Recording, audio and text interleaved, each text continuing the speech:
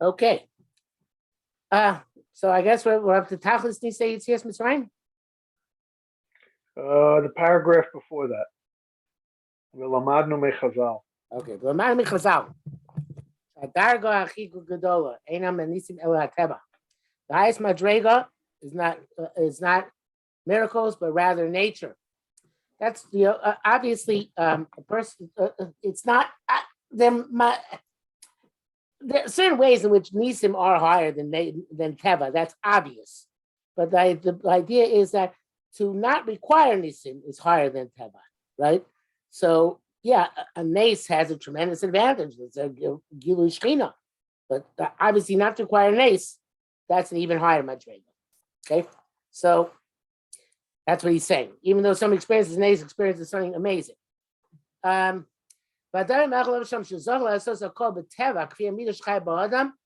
He put everything based on nature. He had not be talking to be able to do things based on nature. But it's based on this. Shabbos, sorry, but oh, he did this one. No, he did this one. This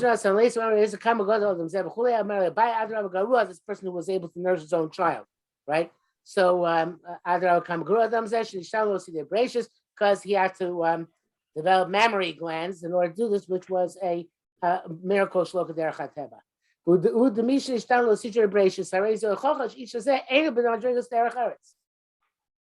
He couldn't compete, so to speak, on the level of derech eretz. Evidence as I didn't give him was what he needed by through teva. So it's a deficiency. The Tachlis Nisei Yitzrayim. So why have we have miracles left in Egypt?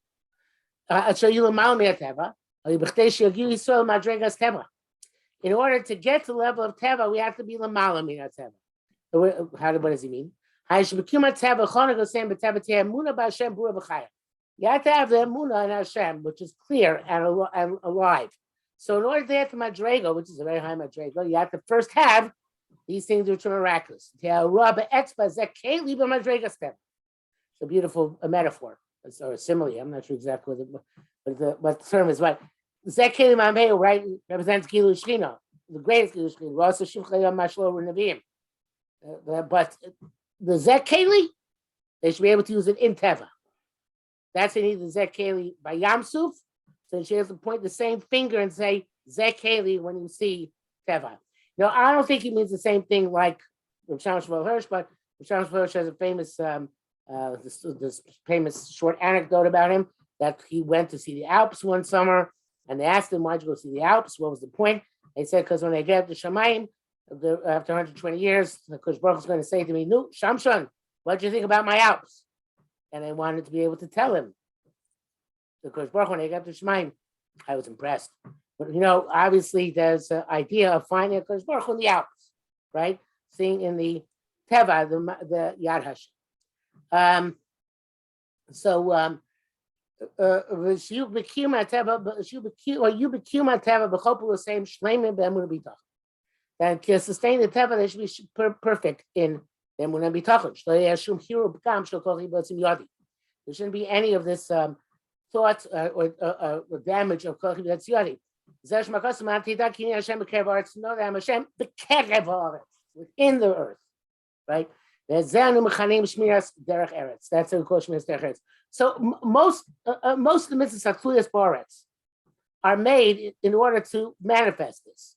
In other words, you're supposed to be a farmer, supposed to be a craftsman, wherever you're going to be, supposed to involve the Yishuv Ba'aretz, but you have Shemitah, you have Yovel, you have the Trumas and Maestris, all those, Orlov, of course, all those things in order to show that you're living Ba'aretz, but Hashem is B'Kerev Ba'aretz.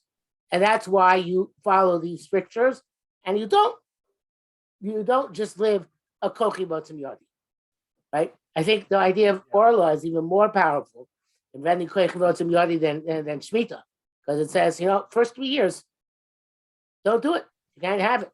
So in Eretz Yisrael, many vineyards are not kosher for the first 3 years because they don't want to lose the profit of having three years of produce. And then after 3 years, they come kosher l'mahadra because then they can, it's already after Orla. So, it kind of defeats the purpose, right? So, Yeah. okay, so the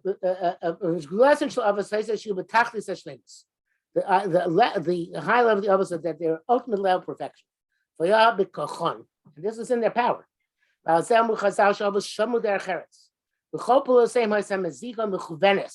That a perfect dilution or mixture.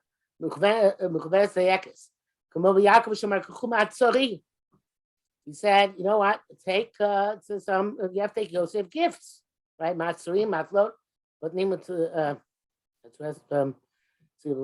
But nimush kedim. I'm missing something. Anyway, so some of that tefillah.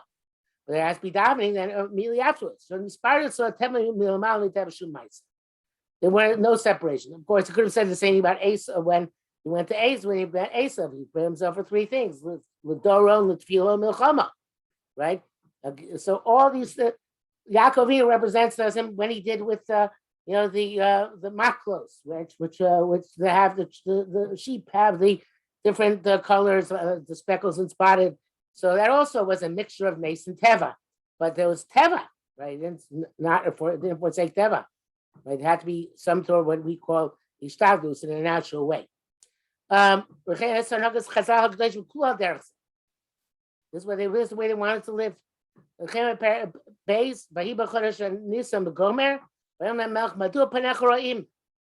the king said to Nehemiah, why you look so bad? So what do you want? Nehemiah wanted to go back to Yerushalayim, tell them out.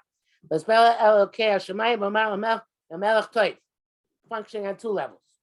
Truth is, that's the way we read all of Megillus Esther. At the same time, it's HaMelech HaChashverosh. Everything is the same place on two levels. So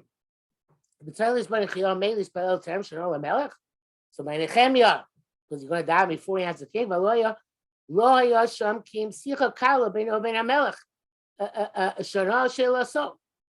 it was a very short conversation. How do you have time to daven?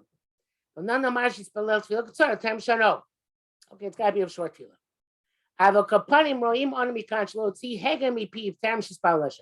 He didn't say a syllable before he davened the Kodesh Baruch Hu. There's no differentiation between the two. From that mixture,